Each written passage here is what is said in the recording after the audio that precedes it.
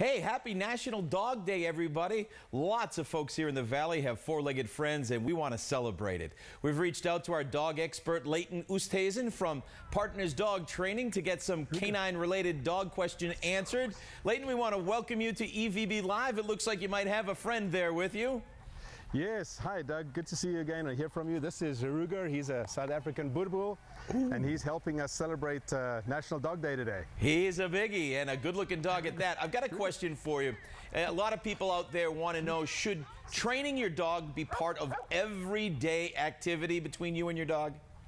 Yes, absolutely. Training is about, doing the same thing every day, being consistent, making sure that your dog understands what the rules are, so that way they know that if it's one thing one day, it's not a different thing the following day.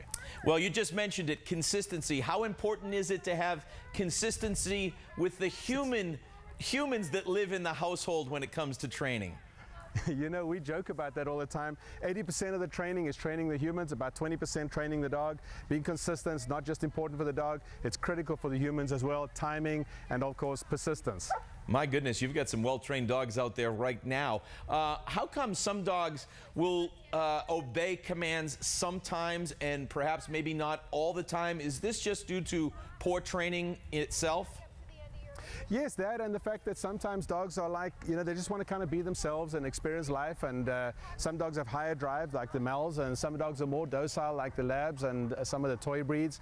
But for them obviously it's the question of what's more important to them at that day, if they want to play with their friends, or if they want to hang out, or if they want to run around and play, or if they want to work for you, and whether or not you're strict enough to make them listen and get them to be obedient.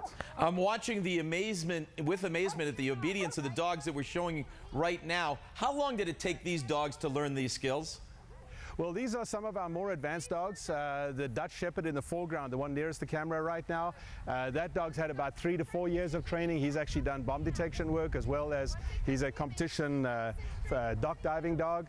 Some of the others have been in training for a couple of years, and then we have lots of dogs that are just starting out. We use a lot of food reward based training in the beginning, and then later on it's just basically reward or voice reward based training. Fascinating. And really, they just want to please, right? And that's part of the joy for the dog itself, is to please their master?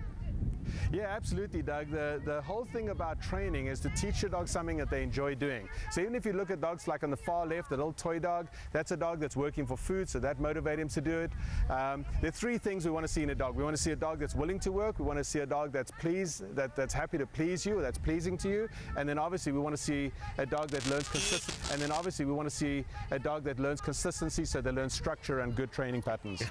Looks like you might need a couple of bigger beds there for some of those dogs. Lastly, before I let you go, I've got this problem with my dog Tucket. After swimming or during swimming in the pool, we have a full yard of grass, and she would rather roll around in the little bit of dirt and mud than roll around in the grass itself. Can you tell me what is going on here? Well, the first thing is dogs love playing in the dirt because it's kind of agitating to you guys, and so they get your attention. No, I'm just kidding. They basically like it. It goes back to the days of the bugs and the insects. It's a way to cover their coat, and then also just feels good. They like the mud. It keeps their bodies cooler. It's a kind of an insulation to their bodies. Well, I hope she can find insulation in the grass. Leighton, hey, we want to thank you very much. You've got a great program out there, and we're just amazed at the talent of those dogs. And we want to thank you for helping us out here on EVB Live. Thanks for joining us. Ruger, thank you very much. We'll see you later, Ruger. Take care.